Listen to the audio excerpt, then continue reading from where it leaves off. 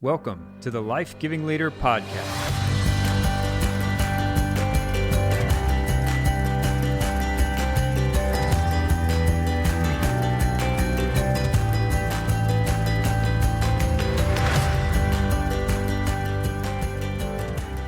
Hey everyone, and welcome back to the Life Giving Leader Podcast. My name is Tyler Reagin. I'm your host for the podcast and excited to have a great episode today. Today I get to interview one of my longtime friends who is the Executive Vice President of Southeastern University in Lakeland, Florida, Chris Owen. Dr. Chris Owen is a great friend of mine, but he's an incredible leader. And as he has stepped in to be a part of the executive team and lead a ton of things at the university. I've watched him lead things he didn't start in incredible ways. And so that's coming up in this episode, and excited to introduce you to one of my friends in Dr. Owen. Before we get there, a couple things to let you know about. We've got some fun and exciting new things on the horizon. I've mentioned this before at Life Giving Company. And so within these next few weeks, we'll be sharing those things with you. So keep your ears and your eyes and your social media is open for that. This is kind of fun. I know it might sound a little different. I am currently in Niobrara, I think is how you say it, Nebraska, with a group of pastors and with Compassion International. As many of you know, I've worked with Compassion for about a decade. And it's a privilege of mine to still continue to introduce pastors to the great work that Compassion does. And so I'm just out here, and that they did not pay me to do that. That is just me telling you how much I love Compassion International. Carrie and I have been sponsoring a little boy named Stalin for the last 6 or 7 years, and he's in Ecuador, and I can't believe how fast he is growing up. So check out the great work that Compassion International does. And the last thing I want to say before we get into this interview is I'm so grateful for those of you who've been sharing about the book. And those of you who have been reading Leading Things You Didn't Start and talking about how it's been helpful. And it never, I get a little choked up. It never gets old when somebody actually says they spent their hard-earned money on something that you created. And so I just want to say a huge thank you to all of you who have supported it and who have read it. And hopefully it has been something that's helpful for you. So during my season, the last 2 years of transition to leading my company and doing my own stuff, SEU and Southeastern University has become a very instrumental part of what my day-to-day looks like. And getting the incredible opportunity to work with Dr. Owen, Bethany Thomas, Dr. Ken Engel, the president, and the entire team at Southeastern, this has been one of the greatest gifts God's given me over these last few years. And so being an adjunct professor there and also leading the forum, which I've mentioned before, leadership event, and working with the teams in different consulting ways has been awesome. And so I just thought this is an incredible interview with someone who is unbelievably good at what he does, but also can articulate leadership principles about as good as anybody I know. And so without further introduction, I want to introduce you to my friend, Dr. Chris Owen.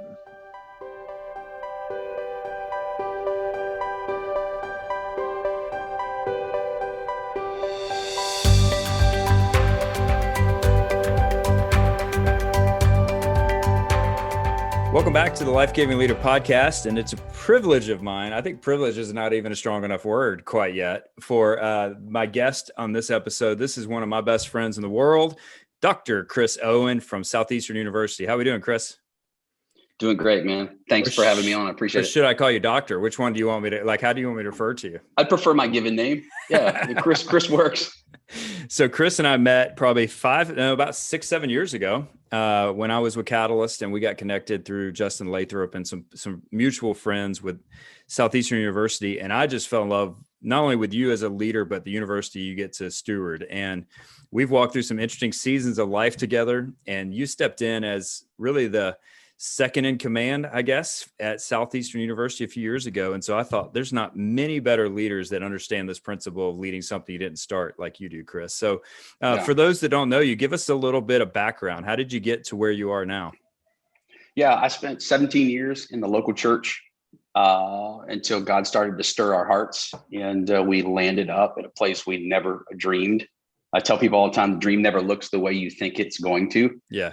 So we landed, I did something I wouldn't coach anybody to ever do. I came to Southeastern in the midst of a leadership transition. We just felt a deep sense that God had called us here, a door opened. And so we kind of stepped in to a new season as a dean of students and campus pastor. And a little over a year and a half, 2 years later, Dr. Engel, who's our president now, showed up. And we've been together now for over a decade, probably one of the top 5 fastest growing universities in the country. Done some pretty incredible things, pretty humbled, but never figured I would end up at a university. So when you say that, like, you did something you shouldn't do, which is step in while there's a transition going on, what makes you say that? Well, I mean, every leader wants to bring their own team in, right? I mean, you have an idea when a door opens up and an opportunity comes to lead a new organization. You've done life with people, you know who you trust, you know who knows you. And so to step into a place who's currently searching for a president, especially, the follow-up to Dr. Rutland, who was here for about 10 years, just probably one of the greatest transformational leaders that I've ever seen. That's just, that was a risk. It was a big risk, but we just kind of sensed God was in it. And we were like, all right, let's go. So what for you and Molly, as you were processing leaving pastoral ministry, quote unquote, like I know you do that day in and day out, but why higher ed? Why Christian university? What stirred you to do that? It was the only place outside the local church that ever got my attention. And so when you think about Southeastern and its unique position in the kingdom, right? So growing up, 4th generation Pentecostal, dad's a pastor, mom's a pastor. I mean, everyone in the family, it's the family business, right? Yeah. To step out of that, I really didn't step out of that. When I saw Southeastern, I saw students from the best churches around the country converging on one location with a passion and hunger to serve God. And so who wouldn't want to be a part of that? Yeah. Who wouldn't want to be able? So for me, it was kind of like multiplication. I could be at a church, serve a city, and I understood what that meant to love a city and to serve a city, but to go to a location where you get to put your fingerprints on a generation. Mm-hmm. You get to influence how they think about the kingdom, how they lead the kingdom. That to us was a once in a lifetime opportunity that was worth the risk. Yeah. So one of the things I love about being a professor there as well, Chris, and I know the way you love these students is you're constantly preparing the next generation to step into spaces. Exactly what we're talking about, right? Stepping into spaces they didn't start. What's something you would say to a young leader who's stepping into a space? Like, what's one or two kind of key leadership thoughts that you would put ingrained into them so that they step in and they can gain some influence versus losing it early on? Yeah, the first thing I would say, I think to me, it's one of the single greatest leadership attributes that you can cultivate and should cultivate. It's your ability to listen. Yeah. I just believe, when I did my dissertation, I did it on leading by ear. This idea of audiological leadership, that you can walk into a context and through appreciative inquiry, questions, a heightened sense of discernment, you can figure out where you are. What are the values of this organization? Right? So many people walk in as 18-year-old experts, 21-year-old experts, 25-year-old, 30-year-old experts, and they never take the time to learn what's great about this organization, what's great about this community, what's the vision that drives them.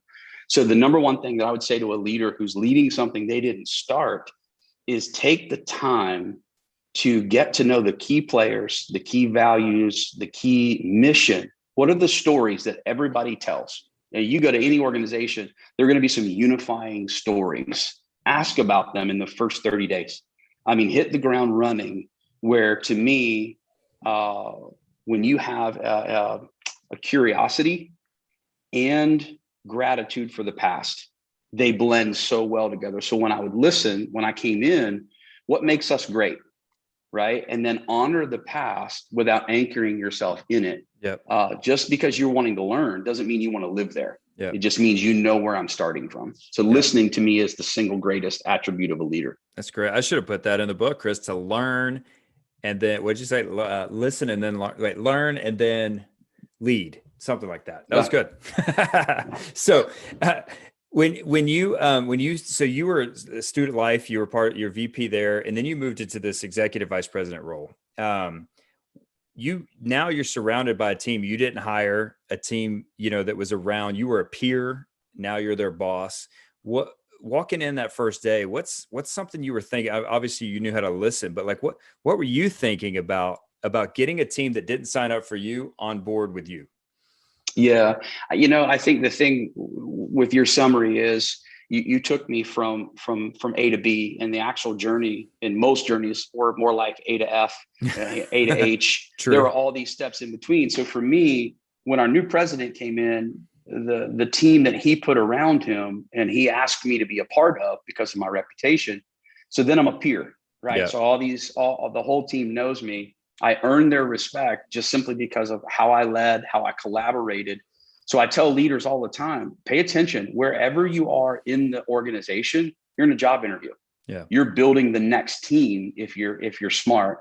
And so when I stepped into the role that I'm in right now, I stepped into a team that had some bruises. They had been taken advantage of. They had been beat up a little bit. They'd come through a tough season. I myself had been through those things. And so I knew, for me, I'm a type A, get it done.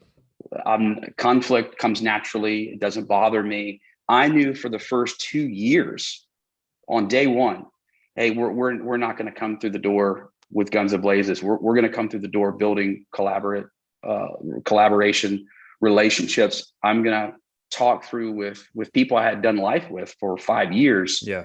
Hey, what's the future look like? And even though they knew me, Tyler, I still had to prove myself. Right. There was something happens when you get elevated, particularly when you are in an organization and you get elevated, people can treat you differently on day one. Yeah. And you have to be okay with that. They don't know, they know who you were as the vice president for student development, but what's Chris going to be like as the EVP? Is he going to muscle up on everybody, or is he going to continue to be the guy we knew? And the answer is, you're not who you used to be, and you're not who you're going to be.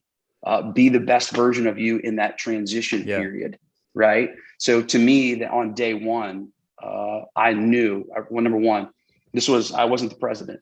My job was to serve students by serving the president. Yeah. And so to understand even more so what makes him tick, what is he like, and then how do I bring the team around, not my personality, but our objective, which is students. Like, how do we rally around the single greatest asset of a university, which is our students? Yeah. And it's interesting, Chris, when we talk about people stepping into the place they start, usually they're following a leader that was either loved or a leader that was not. You happen to be following one that wasn't great.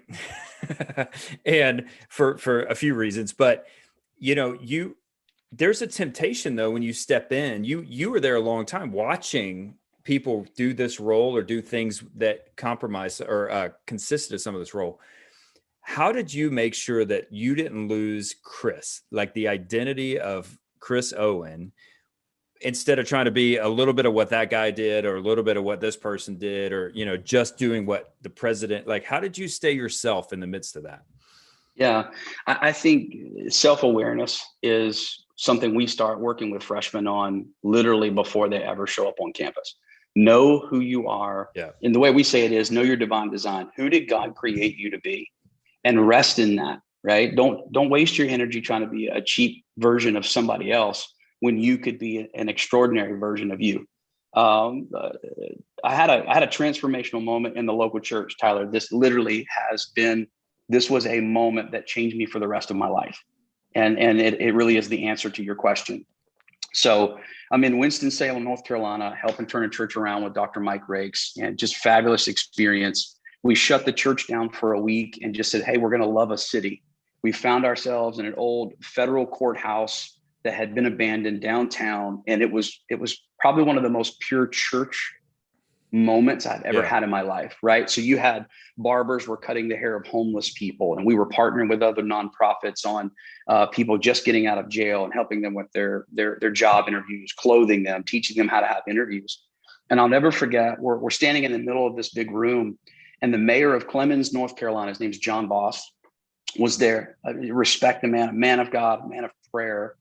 And some music was playing or whatever. And John walks across the room, and I see him coming. And by the time he gets me, the worship team stopped that was just playing. I said, John, how'd you like to worship? And he goes, well, I don't believe in worship.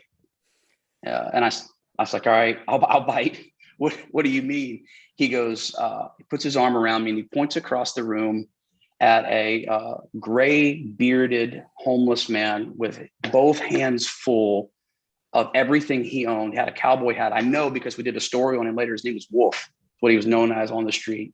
He goes, "You see that man right there?" I said, "Yes, sir, I do." He goes, "I believe he's a unique expression of God that doesn't exist anywhere else on this planet. And as I give value to him, I give worth to his maker." That's what I believe.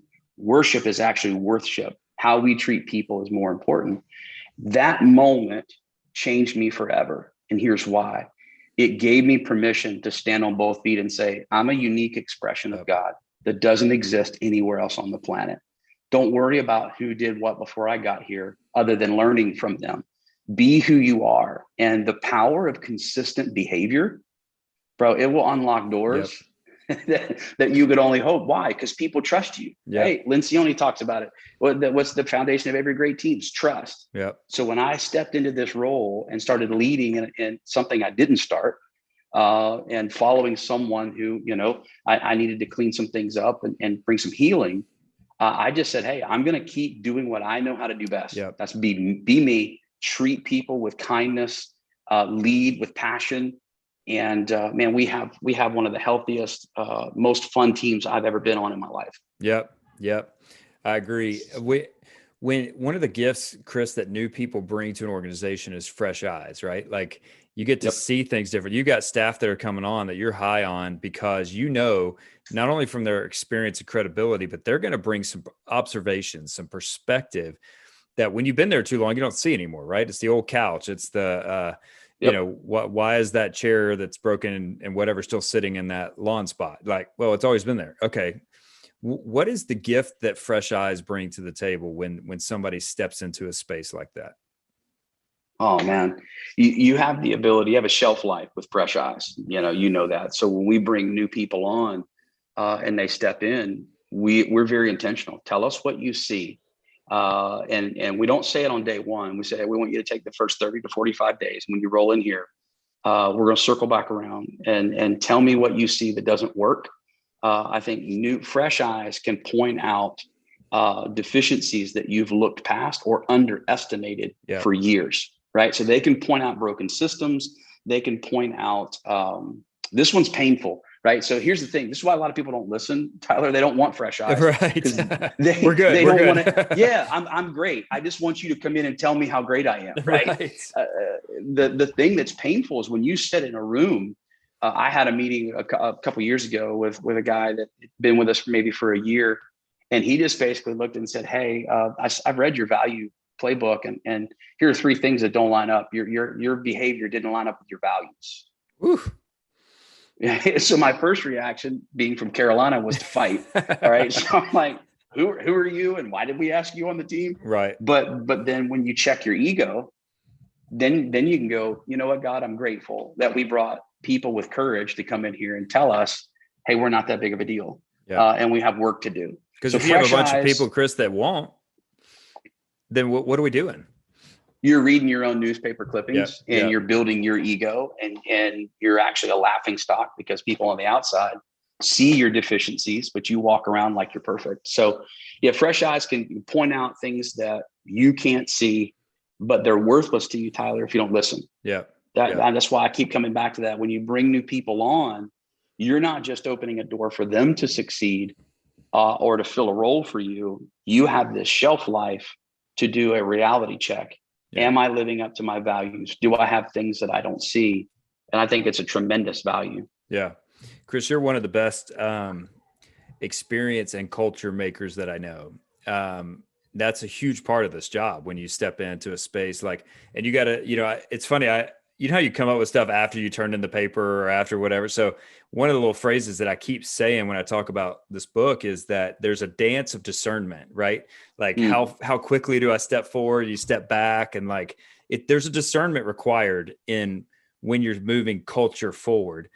When you think about changing culture in a space that wasn't yours, that you didn't get to create from the beginning, what's something that comes to mind that you go, I just think you have to think this way when it comes to culture? Yeah. There's something I've used. I used it in the local church, and I've used it here. When I think about culture, I think of language, story, experience, and celebration. Right? Language, story, experience, and celebration. So we unpack it this way. when you're talking about shifting a culture, pay attention to how people talk about themselves, right? Language gives people a handle by which to grab on to your identity, your ideas, your values. So for us, we were shaping this divine design. That was something that came from Kent that meant a lot to him. It was a deeply held idea that every student was a solution to a problem, right? That God created us all. And that's why I resonated with him as a leader. Our language was very similar. Okay. So when you're shaping culture, listen to the language and be intentional about your language. So we're very, very intentional. I don't ever think we're there. I think we have a long way to go and a lot of work to do on really creating and fostering the culture that I think we could have. But language is a huge part of it, right? So I'm introducing new language to give people access to what I'm doing. Stories. What are the stories that you tell that depict success, right? Stories evoke the emotional imagination. If you're telling a really, really good story about a student and their success, the end of that story, whoever's listening to you on your team or on my team, I want them to say, I can do that. I can be that for a student. Yeah. I can open that up, So, one of my favorites is I remember as campus pastor being in our chapel right after our sports segment came up, where it was kind of a fire athletics update. And it was this young lady by the name of Kristen Ledlow, who was one of our comm students, and she was an athlete. She had a gift. You could see it on this campus where when she talked about sports. So I remember I was preaching that day and I said something about, was talking about stepping into your calling and who God created you to be. And I remember looking at her from the platform. I said, hey, Kristen, when you get to ESPN, let us know how it is, because I'm telling you, that's where you're going to end up. I can see that gift in you. Well, she's not at ESPN. She's just on, Inside NBA with Grant Hill and hanging out with Shaquille O'Neal and all these other people. This idea that we get to be a part of helping a student discover and take the step of their divine destiny. That's the story we tell that goes along with divine design.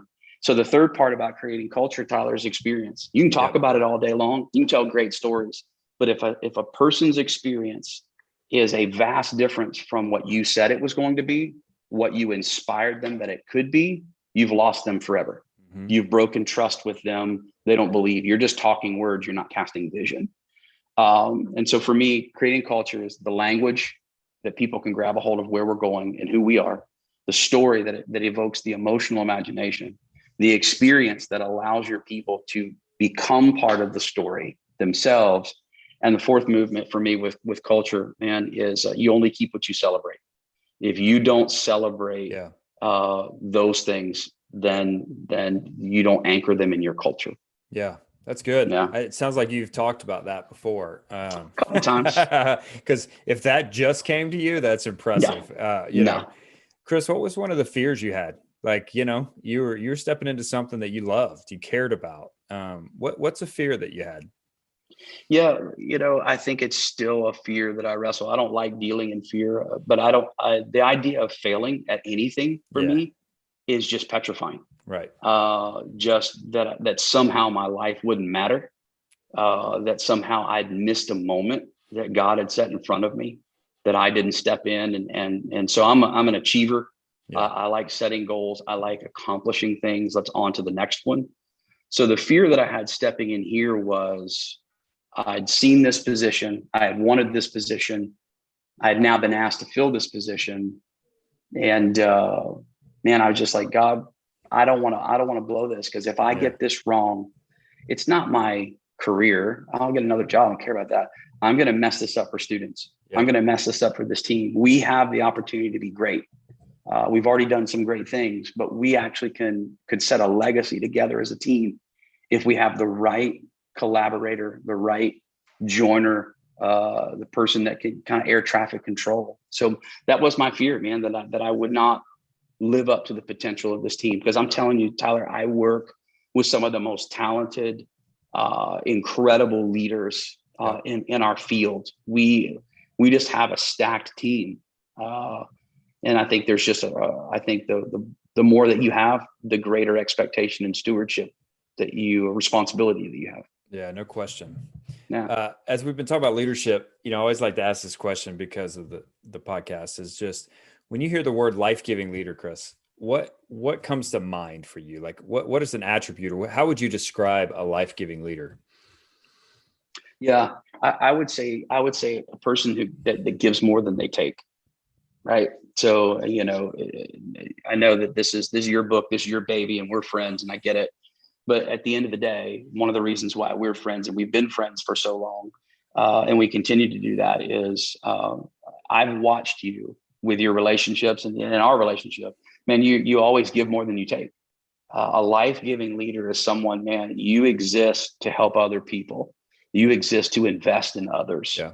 And I think that's the quality of a life-giving leader for me, is that you give more than you take, that Yeah. you're a person that's committed to serving other people and watching them step into their full potential. It's good. I like that. All right. A couple quick lightning questions. You ready for this? Let's go. So, because you and Molly, how long have you and Molly been married now? Oh man, August will be 27 years. 27. That's incredible. 27. Yep. I love, knowing your kids a little bit and just seeing how you've loved them and you've raised them. So the first question, what's the best marriage advice that you and Molly have ever been given?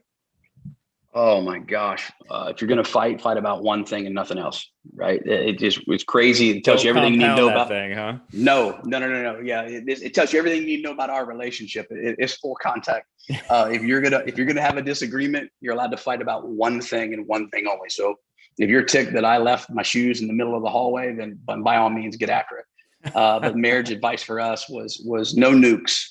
All right. So those things that you could say that you knew you could harm your partner. Yeah. You don't do that. And so that was the greatest thing that we got in marriage counseling. Our pastor was very clear on, man, you're going to have great marriages have conflict because you're two great leaders coming together to form one. Don't ever go to sleep angry at each other. Learn how to fight. And I think that was the greatest piece of marriage advice I could tell people is learn how to have a disagreement that you deal with honestly and then move on. Let it go. You're going to have years and years together. Somehow she still likes you. I don't even know. Like, it's pretty amazing. Hey, you get lucky every once in a while. I know. Every 27 years. Favorite movie? Oh my gosh. Talladega Nights. Good choice. That one hasn't even skirted the the responses from. That's great. It is a great movie. No. Let's be real clear about that. Absolutely. Just overall leadership. What's the best single leadership advice that you've been given? Oh man, check your ego at the door. You can do great things if you don't care who gets the credit for it. Yep. My mentor for 29 years, who happens to be my wife's father, was the one who spoke that into my life. And I thought that was a one-time thing. And he said, nope. He said, your ego is only dead until the next time you have to kill it. That's right. And so to me, check your ego at the door. You can do incredible things. But if you have to get the credit for everything, you've already set your ceiling. Yep. All right. And then I know you like music. So if the rest of this year, you got 9 more months, you can only listen to one band or artist for these 9 months. Who's that? Oh my gosh, dude.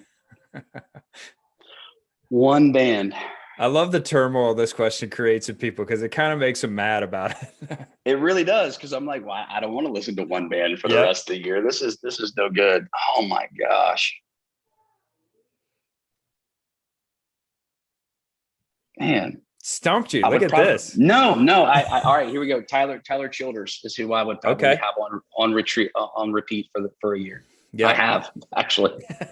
Because when you're up in that deer stand, baby, you got to have some good Tyler Childers, don't you? Come on, man. Little bluegrass, little folk. I like it. Well, Chris, I want to say thanks for being a great friend, and I really do love SEU. I love the way you lead. I love the team, but this week I had to teach a 3.5 hour normally in-person class on Zoom because of COVID situation, and it didn't matter. Like, it was just life-giving to be able to serve and be a part of this class with these students. And I've been so encouraged by them going, I love this. This has been such a great class. So thanks for trusting me with some spaces that you're responsible for. And just thanks for being a life-giving leader to me. Dude, grateful, man. Appreciate you and appreciate everything you're doing.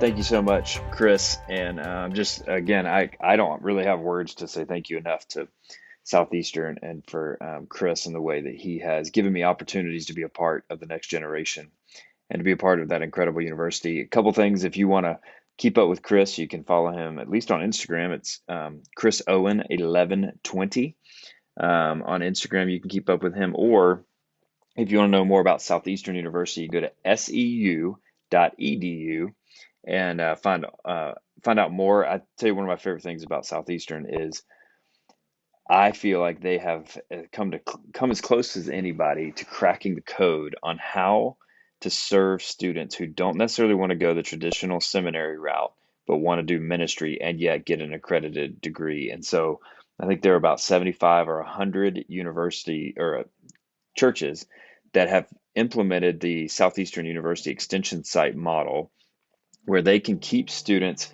at home at their local church and getting a 4-year accredited ministry degree through Southeastern. It's unbelievable. If you want to know more about that, again, seu.edu, or send me a DM and I can help connect you with the right people for that. So anyway, I hope you enjoyed this episode. It's been great. It's been fun. I know it sounds a little different because I'm recording on my AirPods here in Nebraska, but grateful for you, grateful for you listening. I've got a bonus episode coming up, hopefully next week, with the one and only Annie F. Downs, who I went to college with and who has become recently a New York Times best-selling author. And so that's coming up as a bonus episode in these next few weeks. And so grateful for you. My prayer is that you can lead well and give life to those around you this week, and we'll see you next week.